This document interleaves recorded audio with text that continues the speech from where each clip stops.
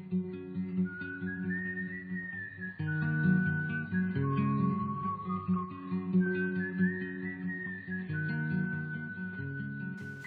I want to say that one of the views, at least, is that Revelation is talking about the destruction of Jerusalem in AD 70. That view is called the Preterist view. That's only one of the four, but it is one of the views. Now, the reason I say that is because we have to consider the date that Revelation was written. And most modern commentators, most modern study Bibles, if they give introductions to the book of Revelation, they say Revelation was written near the end of the reign of Domitian, around 96 AD. That is the majority view among scholars these days, that Revelation was written about 96 AD.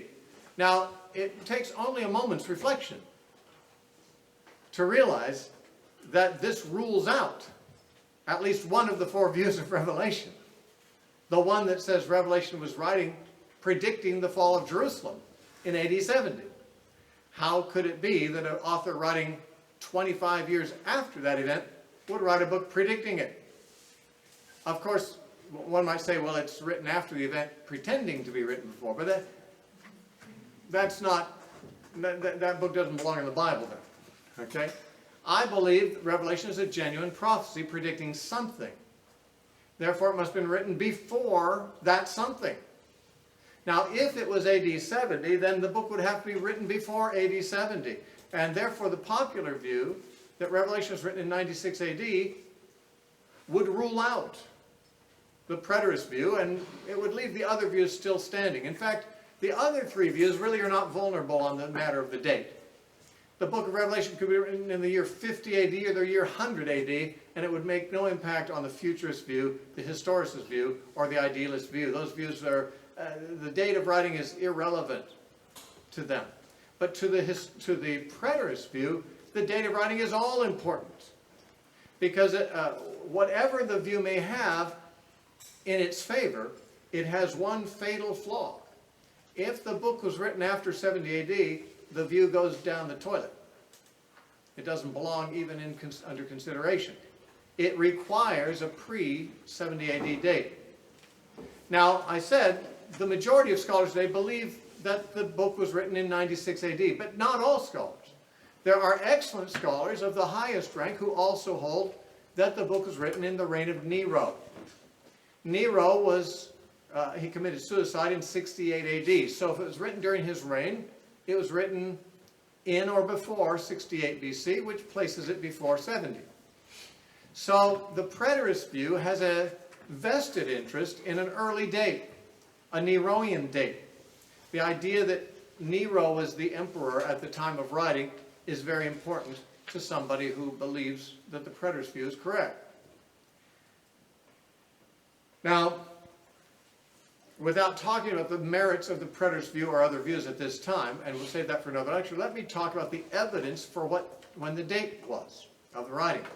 And while I would say, as I did, that the majority of modern scholars think the later date, 96, the reign of Domitian, is the correct date, in the 19th century, the majority of evangelical scholars thought it was written during the reign of Nero.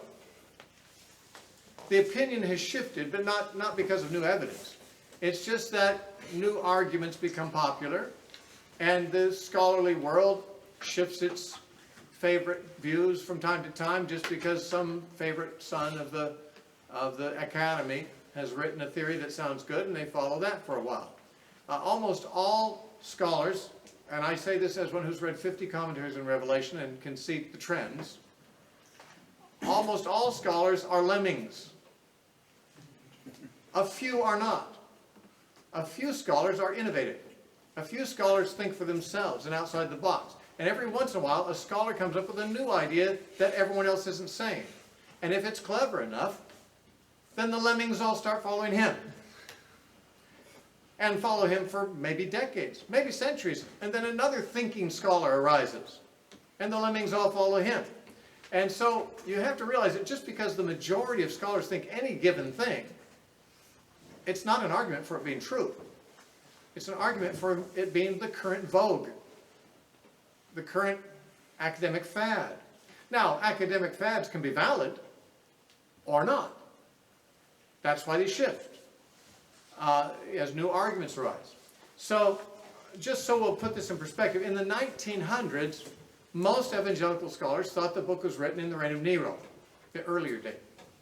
In the 20th century, I said the 1900s, in the 1800s, the 19th century, that was the main view. The 20th century, most shifted to believe it was in the reign of Domitian. But why? What are the evidences? Now that's what I want to talk about in the remaining few minutes I have. What evidence is there to point to one date or another? Now there are evidences for both. It's not like it's a slam dunk for one or the other date.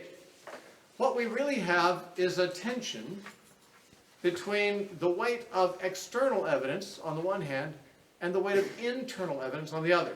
Now what I mean by that, when scholars talk about a book of the Bible, and let's say its authorship or its date or some objective data about a book, they say there's internal evidence and external evidence. What they mean is, inside the book there are statements that give us clues that might help us answer the question. That's internal evidence. The author himself is giving us the data. But there's also external evidence, which means what the early church thought about it. What was their opinion? What did Tertullian think? What did Irenaeus think? What did Justin Martyr think? What did Hippolytus think? What did the early church think? The testimony of the early church, the first people to actually possess the book from the hands of the author, who did they think wrote it? You'd think they would know. After all, they received it from them. Unless it came in a plain brown package by post without a return address, they would probably know where they got it from, who wrote it. And therefore, the testimony of church fathers is also considerable evidence, but it's external. The church fathers were not inside the book, they're outside the book, so their testimony is evidence as external to the book itself. Internal evidence is drawn from what's in the book itself. Now, evangelicals, I think, should be committed to the belief that internal evidence should trump external evidence. Why? Because the book's inspired. Whatever the book itself tells us should be more important than what anyone outside the book may have thought about it. The opinions of any group of men are not as authoritative as God's own testimony. And therefore, the internal evidence for a biblical book weighs more than external evidence. Now, I'm going to give you details, but just to summarize it, in general, the internal evidence of Revelation, I believe, supports the early date. The external evidence seems to support the later date. So the scholarly vogues about which is the better date depend very largely on what do we prefer, internal or external evidence. That is to say, I think the evidence within the book would, in general, on balance, point to a date during the writing during the reign of Nero. But the testimony of the church fathers generally place it in the reign of Domitian, 25 or so years later. Now, those who take the late date also point to internal evidence. But to my mind, it's all very weak. They've got a pretty strong case, external evidence, for the late date. But the internal evidence they point to for the late date is not very strong, in my opinion. Let's look at it. First of all, what evidence is there for a date during during the time of Nero? Among those scholars who are alive today, or who have been alive in recent times and are highly recognized as authoritative, who hold the early date, would include J. Adams, Adam Clark's commentaries, not exactly contemporary. Alfred Edersheim was about a century ago. Although Alfred Edersheim was a Jewish Christian living in Palestine who wrote the Life and Times of Jesus the Messiah and an equally large volume on the Old Testament history. pretty respected scholar, J.B. Lightfoot, John A.T. Robinson, Philip Schaff, the great church historian from Switzerland, and many others have held or do hold to the early date. A very long list can be given. Most of the names I did not include because you wouldn't have heard of them. I'm not sure you've heard of the ones I gave, but I have. Some of the names on the list I don't know much about. But these are reputable scholars of high rank, and they are convinced of the early date. Now you can also find a long list of scholars who believe the late date. We're not going to count noses here. I just want you to know there are reputable scholars today who believe both views. What arguments can be given for the early date? One is chapter 17, verses 9 and 10. Revelation 17, verses 9 and 10. I made reference to this before, and it is indeed an obscure statement, possible of being interpreted more than one way. That is, there's more than one option in interpreting this statement. But in Revelation 17, verses 9 and 10, when the beast that the woman is riding on is being described by the angel, it says, "Here is a mind which has wisdom. The 7 heads are 7 mountains on which the woman sits. There are also 7 kings. 5 have fallen, 1 is, and the other has not yet come. And when he comes, he must continue a short time, and the beast that was and is not is himself also the 8th, and is of the 7, and is going to perdition." This is that passage I quoted saying that's the clarifying of the vision. It's obviously very obscure. But the reference to 7 kings has often been seized upon as a help to knowing when the book was written, because it says 5 kings have fallen, 1 now is. Now, on the assumption, and a great number of scholars assume that John means by kings, emperors. John wrote this during the Roman Empire's ascendancy, and so they say he's talking about Roman emperors. 5 Roman emperors had fallen at the time he was writing, but at the time he was writing, the 6th Roman emperor was seated, was reigning. Nero was the 6th of the Roman emperors. And so some feel that John is telling us here that he was writing during the reign of Nero. Now, it'd be nice if that was a slam dunk. It is not. One of the problems with it is it's assuming that the kings are emperors. In fact, in Daniel, kings are empires. And John may be using it the same way. He may be saying not 5 emperors, but maybe 5 empires have risen and fallen. Egypt, Assyria, Babylon, Media Persia, Greece, Rome. Rome's the 6th. So this becomes ambiguous evidence. But on the assumption that he's talking about emperors, he would be identifying Nero as the sitting emperor at the time. What else do we have? Chapter 11, verses 1 and 2. "Then I was given a reed like a measuring rod, and the angel stood, saying, 'Rise and measure the temple of God, the altar and the house of worship there. But leave out the court which is outside the temple, and do not measure it, for it has been given to the Gentiles, and they will tread the holy city underfoot for 42 months. Now, what is going on here is he's told to measure a portion of the temple. The actual word temple there in the Greek is naos. It's the Greek word for the Holy of Holies. He's supposed to measure the Holy of Holies. But the rest of the temple he's not supposed to measure. Why? Well, he's told the rest of the temple is given to the Gentiles. They're going to tread it underfoot. Now, that would suggest the part of the temple he's measuring is to be preserved, inviolate. But the rest of the temple is going to be given over to the Gentiles, strongly suggesting that the temple is going to be, at least the outward temple, is going to be trampled underfoot, going to be destroyed. It sounds as if the temple here is still standing, and he's measuring it. If the temple indeed was still standing when he wrote this, it was before 70 AD, because the temple was destroyed in 70 AD. And this seems to be predicting the destruction of the temple in 70 AD. It may be saying something else, and therefore people don't all agree on the importance of this particular information. To my mind, this is pretty important because it does sound like the temple's still standing at the time he's writing, so that he can go and measure it and so forth.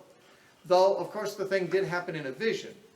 And a vision may include features that are not historically contemporary, and therefore it doesn't prove beyond the shadow of a doubt that the temple was really standing at the time.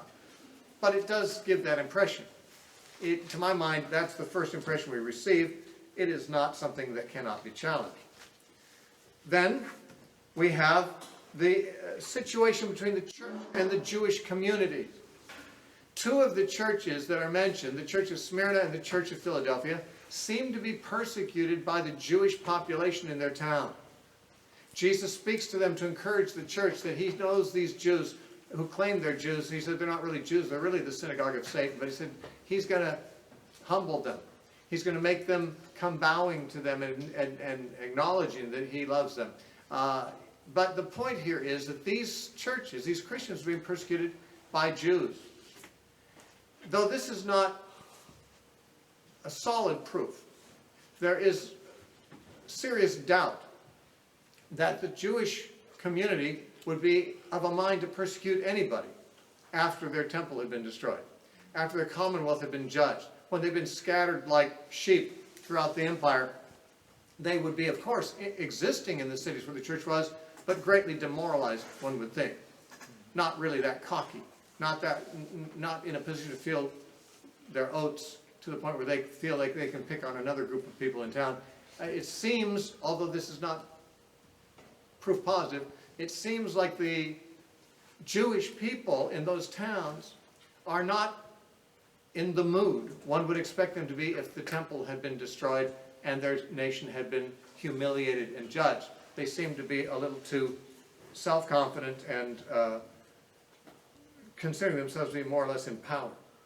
Now, maybe the most interesting evidence is the number 666, which of course everybody speculates about. In the final verse of chapter 13, it says in verse 18, "Here is wisdom, let him who has understanding calculate the number of the beast. For it is the number of a man, his number is 666. And all scholars are pretty much agreed that this is referring to the numeric equivalent of the letters of the man's name. The names, as I'm sure most of you know, Greek, Hebrew, and Latin are all languages where the letters of the alphabet double for numerals. So that we're very familiar with that. In Latin, we have the Roman numeral system. X is 10, V is 5, and so forth. It's the Roman alphabet, also is numbers. Same is true in Greek and Hebrew. That means that any word and any name in these languages could be, you could add up the numerical value of the letters in it and total it up. And this, in fact, was done from time to time, popularly.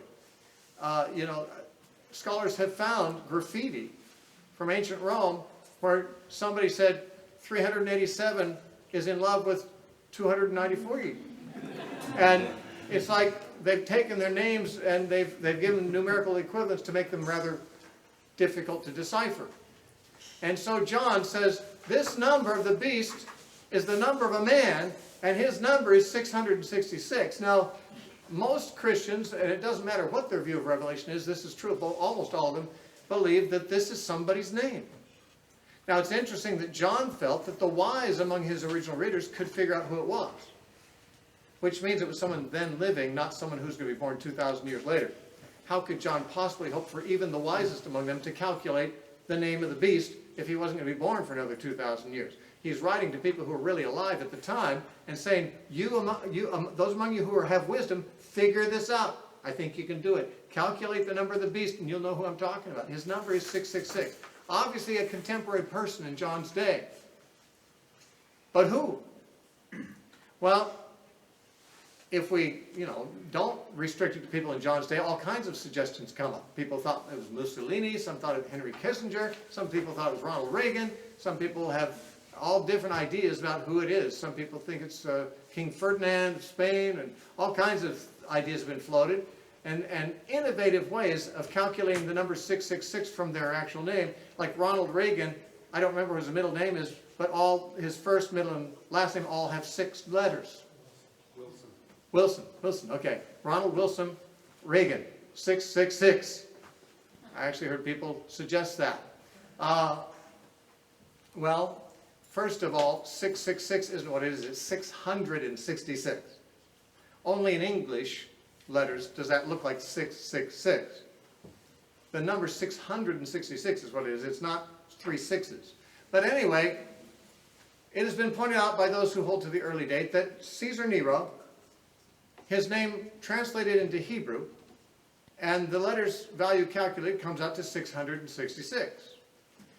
Now, of course, that may be true of many people, but it's not true of very many people who are candidates for emperor in the time of the writing of Revelation.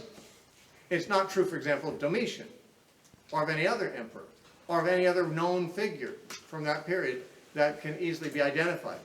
Irenaeus, who lived a century following, believed that the word meant Latinus, which he said, the word Latinus means the Roman. And he thought, since the word Latinus totals up to 666, he thought that was a good guess. But it's not the number of a nationality, it's the number of a man. And the only known man whose name can be calculated that way in that period would be Caesar Nero. Now someone might say, but wait, you said in Hebrew. Why in the world would we have to transfer his name into Hebrew to get the number? Well, the argument goes, the purpose for giving his name in symbolism is so the Romans, if they happen to find the book, would not recognize that it's a reference to the emperor, and not a very flattering one at that. And therefore, since the Romans would know Greek and Latin, using those languages would not be safe. Using Hebrew would be. The Romans would hardly know Hebrew. And so, yet the readers would perhaps know it. There are Hebrew words in the book of Revelation. Though it's written in Greek, it's got a number of Hebrew words. Armageddon is a Hebrew word. Alleluia is a Hebrew word. The angel of the bottomless pit, his name is given in Greek and in Hebrew. Apollyon, and the other one. Abaddon. And so Apollyon, of course, is Greek, but Abaddon is Hebrew. Same word in both languages. So the readers are expected to know something of Hebrew, but the outsiders in the Roman Empire might not be expected to, and therefore Caesar Nero becomes an interesting, some would say a convincing candidate for it to be the number 666. So these suggestions are internal evidence that point that direction. They don't prove it, but they can be seen to suggest it, although every one of those evidences could be interpreted differently. But this is true also of the evidences for a late date. Only the ones for a late date, the internal evidences are weak in the extreme. For example, those who believe in the late days say, well, chapter 13 describes emperor worship, and emperor worship wasn't really an issue until the time of Domitian. Therefore, it must have been written during the time of Domitian because it describes emperor worship. Well, this might be an interesting argument if we don't believe in predictive prophecy. In other words, if John can only write about things that are already happening in his time, then maybe so. On the other hand, if he can prophesy, he might even write about the time of Domitian decades before the time of Domitian. It's not impossible. Isaiah wrote about Cyrus, and even named him, 200 years before the man did the things predicted. 150 years before he was born. John could predict things that happened in the reign of Domitian if he wished, without him living in that time.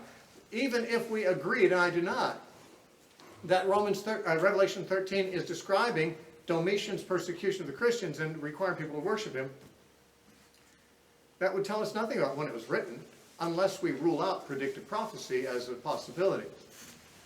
Because in the reign of Nero, a prophet could predict things in the reign of Domitian, so it wouldn't tell us anything about what it was written. Likewise, the extent of the persecution. They say, in the reign of Nero, the persecution didn't extend that far. Nero just persecuted Christians in Rome, but these Christians were in Asia Minor. Only Domitian had an empire-wide persecution, so it must be the reign of Domitian. Well, again, not a strong argument, since the book of Revelation doesn't make any reference to an empire-wide persecution. The 7 churches are not told that they were subjected to an empire-wide persecution. The Smyrna and Philadelphia were subjected to persecution from the Jewish community in their towns. The Church of Pergamum seemed to be persecuted by the local Roman authorities in the town. Several of the churches didn't seem to be persecuted at all. There's no evidence in Revelation that there was an empire-wide persecution going on, so even if it's true that Domitian was first to bring about one, it's irrelevant. The book of Revelation does not discuss one. Okay? How about this?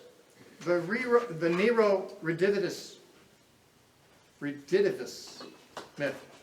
What is that? It is known that among the Roman people after Nero died, a myth, a rumor circulated that Nero wasn't really dead. He was very much hated and feared by the Romans, and they could hardly believe he was dead. It was almost too good to be true. So many of them said, sort of like they said about John F. Kennedy, he's not really dead. They're keeping him on ice. He's going to come back and be the beast. He had a mortal head wound, but it's going to be healed. Maybe you never heard that stuff. If so, you weren't talking to people about Bible prophecy in the late 60s. But that's what they said about Nero. He's not really dead. He's going to come back. And we'll all be in trouble. And you see, the beast in Revelation has a head wound, a mortal head wound, that heals. And many people say, well, what that means is the beast was assassinated or killed, but in the imagery of the Revelation, he comes back. And this is the most amazingly, I was going to say inane, but I don't want to be too insulting, stupid. This is the most amazingly stupid argument I can imagine an evangelical giving. Now, if a person is not evangelical, they can come up with any arguments they want. But a person who believes in the inspiration of Scripture, what they say is the Revelation and talking about the head wound of the beast that's healed is alluding to the Nero redivivus myth, that is the myth that was circulating in Rome that Nero is going to come back from the dead. Huh? And then they say Domitian was referred to by the Latin poets as the second Nero, or sometimes the bald Nero. But the point is that when Domitian came along, he was enough like Nero that people likened him to Nero. And so they're saying, you see, the beast is Domitian, and he's likened to Nero, who's died and is now back, according to the mythology of the Romans. Then are we being told that John is affirming this mythology? That John is affirming that Domitian is in fact a return of Nero from the dead? If not, then the argument makes no sense at all. I don't think so. In fact, in Revelation, the beast never dies. He has a mortal head wound in one of his 7 heads. The other 6 are perfectly healthy. If you have 7 heads and one of them dies, that doesn't kill you, unless infection sets in.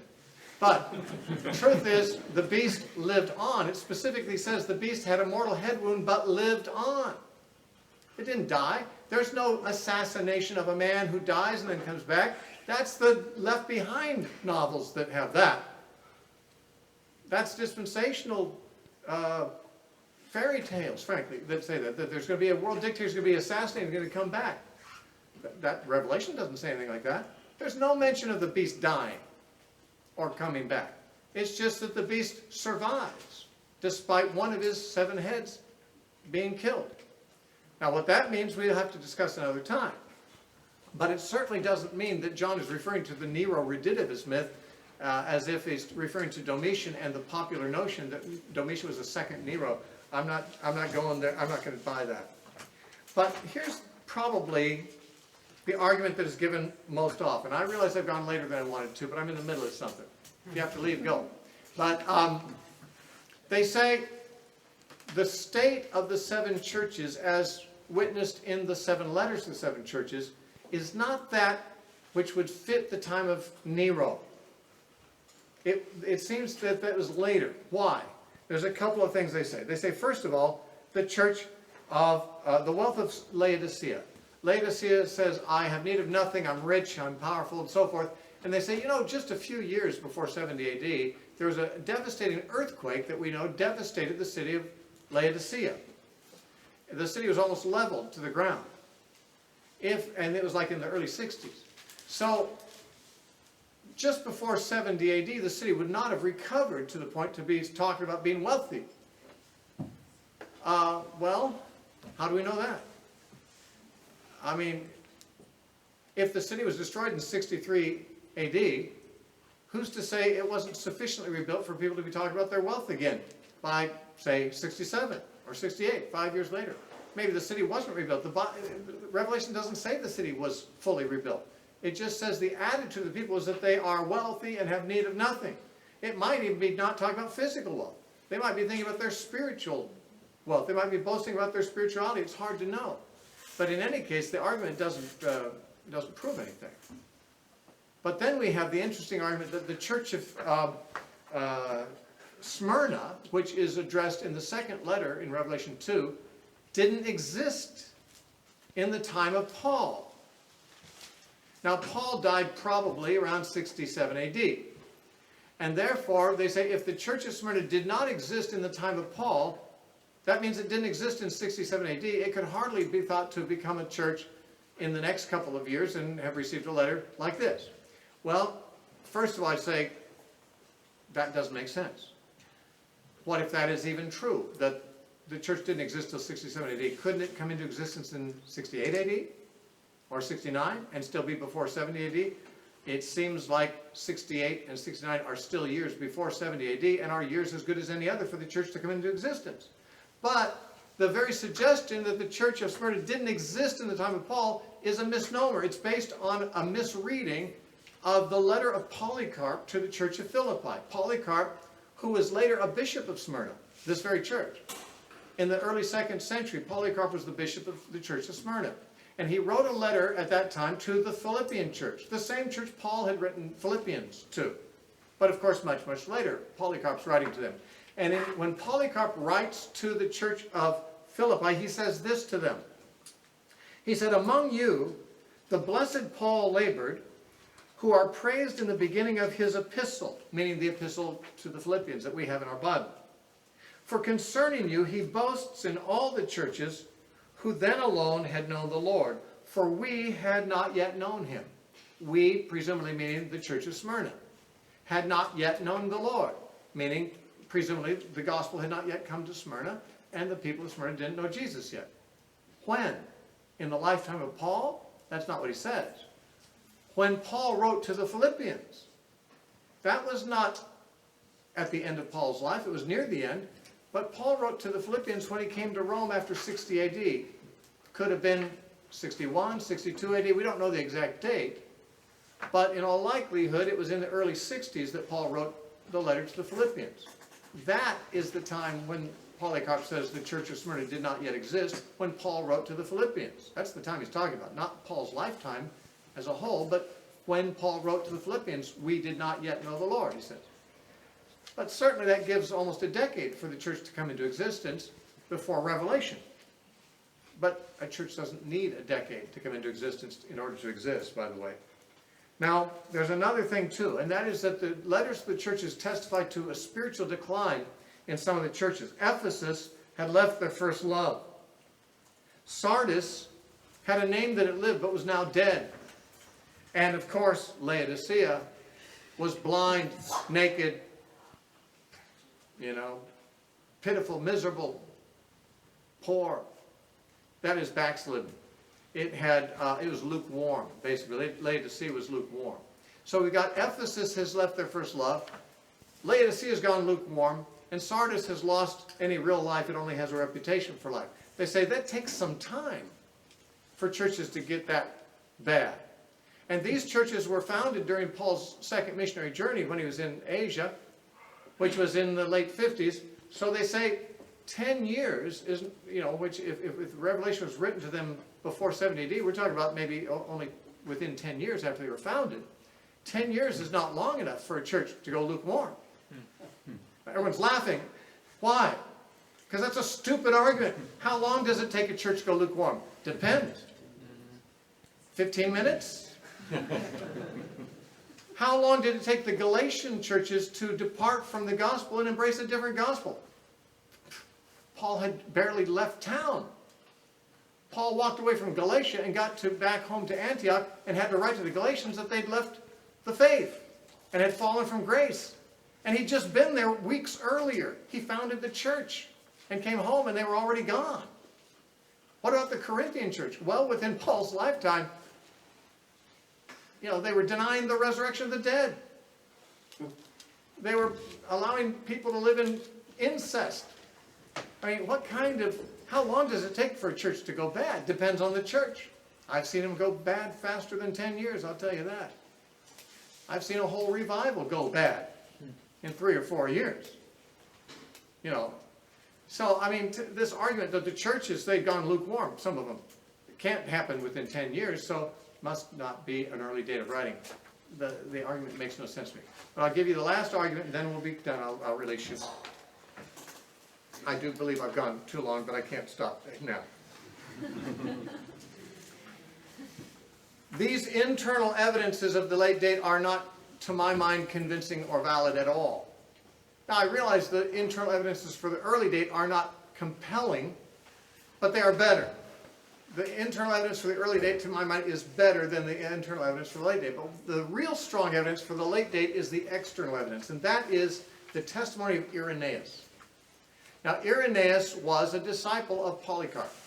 Polycarp was a disciple of John. John wrote the book of Revelation. Irenaeus was removed from the author of Revelation by only one generation, or two, depending on how you figure it. Polycarp, Irenaeus.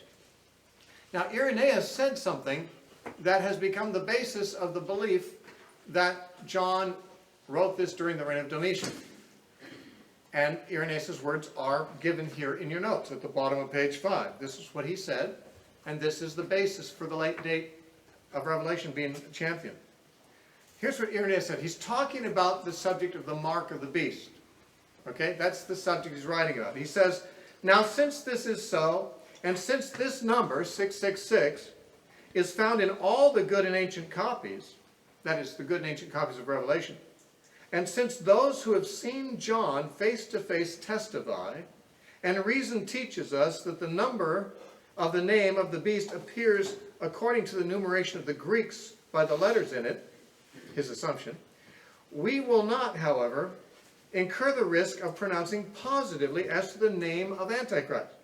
For if it were necessary that his name should be distinctly revealed in the present time, it would have been announced by him who beheld the apocalyptic vision, meaning John.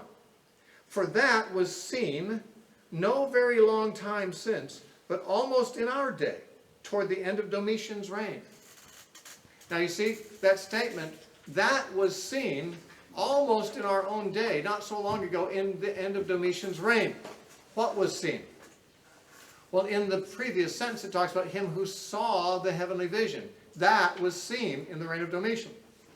What was seen? The vision or the guy who saw it? Notice earlier in the paragraph he says, those who saw John testify. There is reference to John being seen, but there's also reference to John seeing the heavenly vision. And there's ambiguity in the statement, that was seen. What that? John or the vision? Now, almost all scholars who take the late date, in fact all of them, believe it is saying that John saw the vision on Island Patmos during the late reign of Domitian. However, good arguments can be raised against that meaning of Irenaeus' words. First of all, Irenaeus said that Domitian's reign was not very long before his time, almost in his own day, in his opinion. Yet he speaks of very ancient copies of the book of Revelation. The good and ancient copies of the book all testify to this number 666. Wait a minute. If it was written in the reign of Domitian, which you're saying was almost in your own day, not very long ago, how could there be ancient copies? Presumably the originals are more ancient than the copies. How could many of the copies of the book, already a second generation of the book, is now also ancient? Now, it certainly sounds like he's saying the book is old. But Domitian's reign was not so long ago. This would argue more that he's saying John was seen during the reign of Domitian. That is, the last time anyone saw him or talked to him was that recently, but not telling us when he saw the vision. The book, after all, is very ancient and has ancient even copies of the original. So it sounds like he's not saying that the book of Revelation was written or the vision seen in the reign of Domitian, but John was. Not all would agree with this. Of course, this is a great debate. But the argument he's making is we do not have to speculate about who the Antichrist is. Why? Because, first of all, the name is not given in any of the copies of the book. Secondly, many people have seen John, and he didn't tell them the name. And if it was important for us to know, he would have told us. In other words, the emphasis is on the fact that some people have seen John, and he said nothing about it. And for him to say, for that was seen not so very long ago, meaning that man was seen not very long ago in the reign of Domitian, would say, there are people I know, or people you know, who knew people who saw John. And they say he never said anything about this. Never told us the name. Now, I'm not saying that the way I've just described Irenaeus' words are the necessary way to understand them, but they are an alternative way to understand them. It seems to me not unreasonable to suggest that Irenaeus is saying that John was last seen alive in the reign of Domitian, but does not tell us when John was on Patmos or when he saw the vision, but suggests that in his day the book was very ancient. Even the copies of the book were ancient, and the copies would come up, would be the second generation of the book.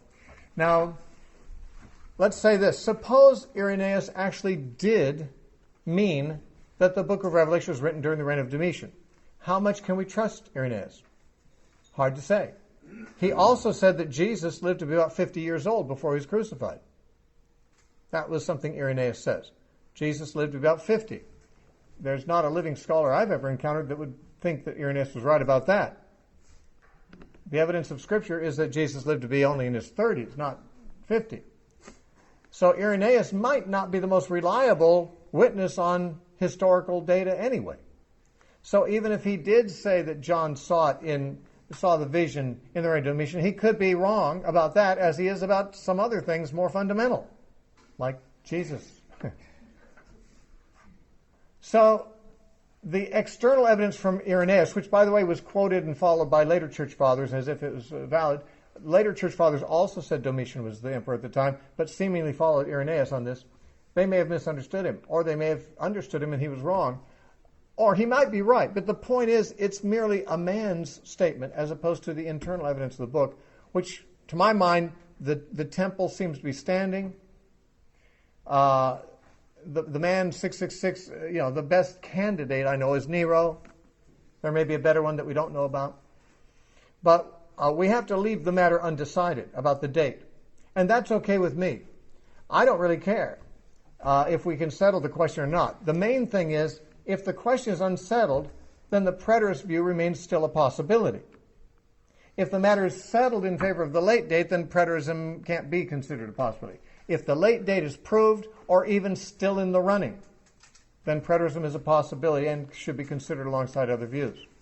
I personally lean toward preterism in most parts of the book of Revelation.